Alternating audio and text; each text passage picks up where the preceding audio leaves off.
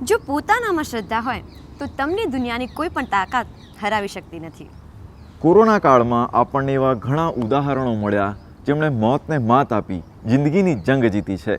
આવો મળીએ તેવા જ એક કોરોના વોરિયરને.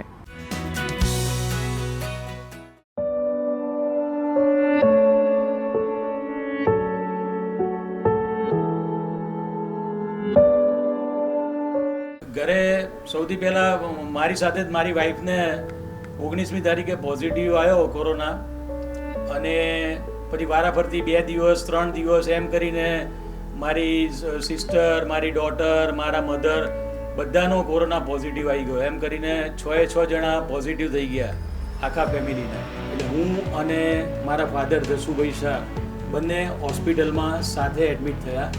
એટલે એક કોર્ટ ઉપરથી એમને પણ હું એમનું પણ ધ્યાન રાખી શકું, એમને કઈ દવા આપવામાં આવે છે, કઈ ટ્રીટમેન્ટ આપવામાં આવે છે, કઈ ઇન્જેક્શન આપવામાં આવે છે, એ બધી સંપૂર્ણ સંભાળ રાખી શકતો હતો. કારણ કે એમને બોલવાની તકલીફ છે, દાંતમાં ચોકઠું નથી, મોંમાંથી લાર પડે છે, અને એ શું બોલે સામેવાળી વ્યક્તિને સમજાતું નથી. અમે લોકો આટલા વખતથી ઘરે જોડે રહીએ એટલે અમને ખબર પડે, એટલે જે ડૉક્ટર છે એને તો ખબર જ ના પડે કે આમને પેશન્ટ તરીકે શું તકલીફ છે. ઇવન આસિસ્ટન્ટ ડૉક્ટર કે નર્સને પણ ના ખબર પડે કે આને શું તકલીફ છે. ડૉક્ટર આવીને ચેક કરી ગયા અને બીજી બધી ઇન્જેક્શનો આપી ગયા. પણ બીજા દિવસે તો આખો દિવસ ઊંઘ્યા જ કરે, અને મને આખો દિવસ તાવ હતો એટલે મને બિલકુલ સારું નહોતું. પણ રાત્રે 11 વાગે ઉઠ્યો અને ત્યારે મારો તાવ નહોતો. પછી મને એકદમ સ્ટ્રાઇક થઈ, મેં કહું આખો દિવસ પપ્પા કેમ સૂઈ રહેશે. એટલે મને સડનલી મેં પછી પહેલાં આસિસ્ટન્ટ ડૉક્ટરને બોલાયા, નર્સને બોલાવી, એમને બીપી માપ્યું તો એમનું બીપી નીચેનું 42 ને ઉપરનું 82. એટલે આવા સંજોગોમાં ત્યાંના 4 ડૉક્ટરો અને 6 નર્સો ભેગા થઈ ગયા, અને એ લોકો એવું કીધું કે આ પેશન્ટને આઈસીસીયુ અથવા તો વેન્ટિલેટર પર લઈ જવા પડશે. અને ડૉક્ટરોએ 12થી રાતના 4 વાગ્યા સુધી સતત મહેનત કરી 6 બાટલા ચડાવ્યા. હું એમની જોડે સતત જાગતો હતો, અને દાદા અને મારા ફાધર જસુભાઈ એ આમાંથી એમનું બીપી પછી ધીમે ધીમે ઊંચું આવ્યું, અને એ પછી એમની 7 દિવસમાં ધીમે ધીમે રિકવરી સરસ આવી ગઈ.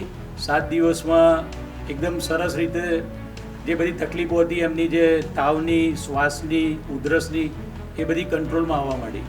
મારી ડોટર અને મારા મધરનો જ્યારે પોઝિટિવ આવ્યો ત્યારે હું ચિંતામાં આવી ગયો હતો, અને બાથરૂમમાં જઈને મને એકદમ મારો ફેસ એકદમ જેને કહેવાય ને કે હું જોઈ ના શકું એવો ટેન્શનવાળો થઈ ગયો હતો. એમ કારણ કે મને હતું કે આ નાની 15 વર્ષની ડોટર અને 82 યર્સના મધર, કે હવે એમને હું કેવી રીતે સાચવી શકીશ. હું અહીં છું ને આ 2 જણને કેવી રીતે સાચવીશ. એમ એ લોકોની માટે મારો સન જે યુએસ હતો, અમે 2 વખત સવારે ને રાત્રે, સવારે 10 થી 11 ને રાત્રે 10 થી 11 15 મિનિટ વિડીયો કોન્ફરન્સિંગ કરતા હતા.